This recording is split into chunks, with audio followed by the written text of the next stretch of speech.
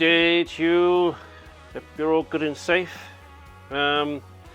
This idea came up as I wanted to make a lamp out of a fire extinguisher, an old vintage fire extinguisher. May have got out of hand a bit. As you can see, might have got in a bit of trouble with the wife. Anyway, the idea is to make my grandson a little lamp. So I thought, little man, little lamp. The others, they're all by a company called Pyrene, I think, or French, something else. That one there, brass one, that started off like that.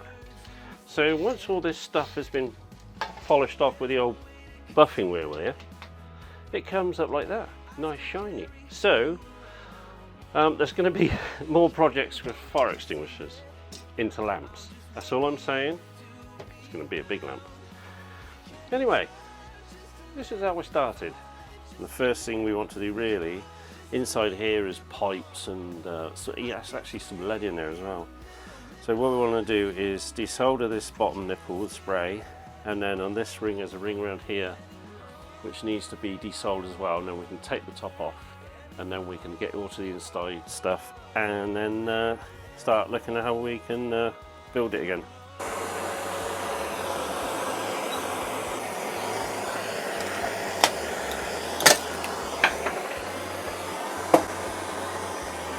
This is what I mean by all the pump. This is actually lead, and then the brass pumpy tubey bits inside.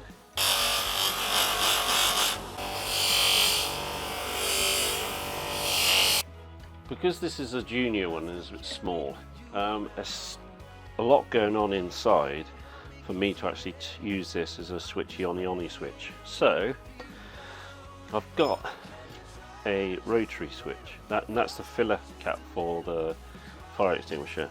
So the idea is to, instead of using this to switch on and off, is put in this light switch, rotary switch in there.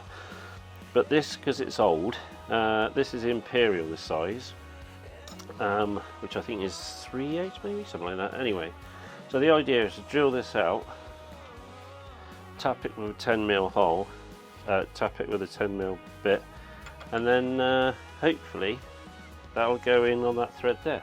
But find out in a minute.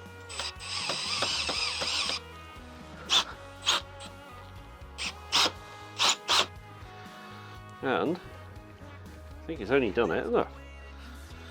Well, all we need now is something for it to switch on. I got these off a famous internet site, and they are valves, old radio valves or TV valves or amp valves. And then the idea is to put an LED underneath, and it lights up the whole thing. It looks very nice. So the idea is to put maybe 4 of these into the side and light them up.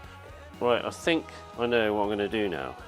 Now the idea is these valves fit nicely inside this copper reducer, and then the idea is to glue those in there, glue the thread half in the fitting, and then drill a hole in the side. You see where these ridges are. The idea is to drill one there and one at the top, so you get 2 valves at the top, 2 valves at the bottom, and then somehow try and feed this nut through and do it up on the inside. Who knows? LED goes through all the way through and then lights up the valve. That's the idea. Whether it works or not, I don't know. You'll find out. I've put tape around these fittings because I do want to get any glue on the fitting. Where will you go? Won't you miss the ones you know? I'll be here. Where I took the nipply thing off, that's how I'm going to fix it to a wooden base. And as you can see, underneath I've got to cut that section out to fit 2 of these battery compartments. It wasn't easy, but it didn't take me that long once I worked out what I was going to do. What I did, got the spanner with a ratchet on the end. Did make sure it goes the right way. Put some sticky tape over one side. Then poked a hole in it through the middle. Then put the nut inside there and press it down so it's stuck to the sticky tape. Put the valve in. This might be a little bit more difficult because the other valve's in there already. Now there is an alternative to this, and it's gluing the things in, which is going to be a lot easier than this. First feed your washer on, your nut on the end. I can't really show you this very well. I hope he appreciates all this. Right, that's the nut on.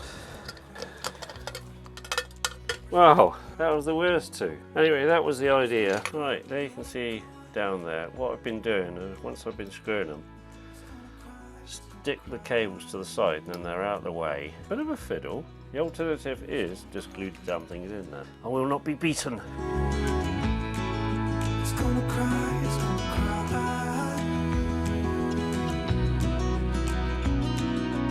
Hey, I heard you want to leave this place where we grew up. This old town, just leave it all behind. River's gonna cry when you're gone. 79 years since I last wore. I don't think it can go on much more. I can feel it. We can feel it. What I found is this nice chrome back nut and what I'm going to do is put it on there is almost a base thing because it's rounded at the bottom. Then I need something to hold it at, and it just happens to be the exact right diameter. This block here has had 4 coats of black satin spray paint, and then it's had another 2 varnish, clear coat varnish on there. Oh, something's happening.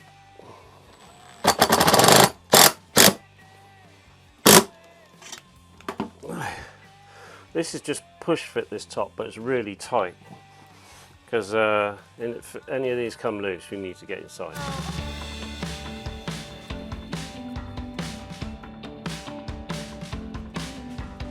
Draw a party line, baby, pick a side.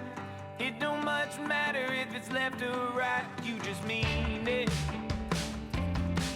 There ain't no retreat. I've got these felt sticky pads from Amazon, cheapy things, but they do the job, and I've just cut the slice off that one and put it across the cables so to protect all the cables so you can't see it. Picking our friends up, wondering when the well went dry, asking where it all went.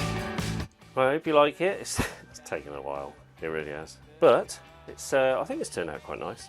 Nice and shiny, and there's only one person who can tell me if he likes it or not. If you like it, give it a thumbs up, and if you really like it, maybe subscribe. It costs nothing. Nout. Till the next video. Cheers!